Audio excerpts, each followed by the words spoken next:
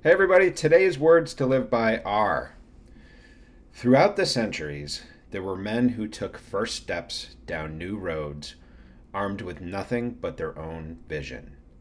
Their goals differed, but they all had this in common: that the step was first, the road new, the vision unborrowed, and the response they received: hatred.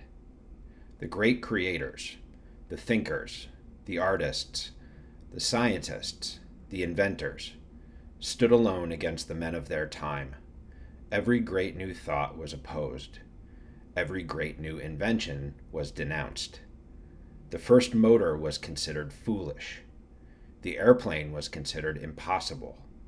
Anesthesia was considered sinful. But the men of unborrowed vision went ahead. They fought, they suffered, and they paid. But they won. And those words to live by are from the Fountainhead by Ayn Rand, and were spoken by the protagonist, Howard Roark. And for anyone who knows me, you know that I very much am a disciple of Howard Roark's, the character, if that's possible to be sort of a disciple of a fictional character. But there's so much in the Fountainhead that resonates with me and has actually sort of materialized in my own journey. You know, not that I'm some renegade or anything like that, but I do think that to do incredibly difficult things, oftentimes you have to stand alone and you have to have the belief in yourself, the belief in your creator, who for me is God, and that's it. Sometimes you're not doing new things or coming up with new ideas or inventing things or doing anything of significance with a crowd. And certainly you don't get cheered along the way most often. And so I think the point really of not only this quotation, but actually the book of the Fountainhead, the entire thing, is this virtue of independent thinking and standing alone and standing for the things that are true to you and what your soul tells you is important. And I think the reminder to me is always that true visionaries, they don't wait for approval because you'll never get it. You have to forge ahead despite any opposition or criticism or even sometimes hatred. And that hatred often stems from envy.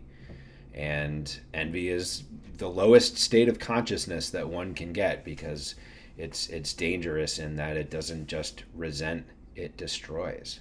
And so sometimes you have to stand in front of that in order to accomplish what you want to accomplish and achieve what you want to achieve.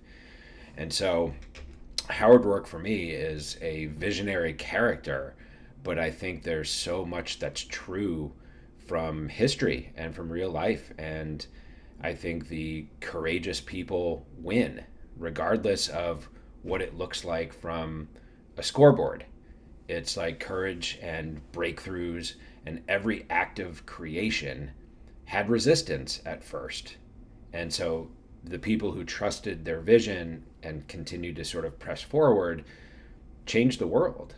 And I think if you take that sort of down on a micro level and just think about your own world, and to the extent that you're a visionary in your own world, then I think it's very doable to sort of take that same mentality and same approach to life. And how can you change your life for the better and the for the betterment of the people around you in your own corner of the world? I think it's very doable.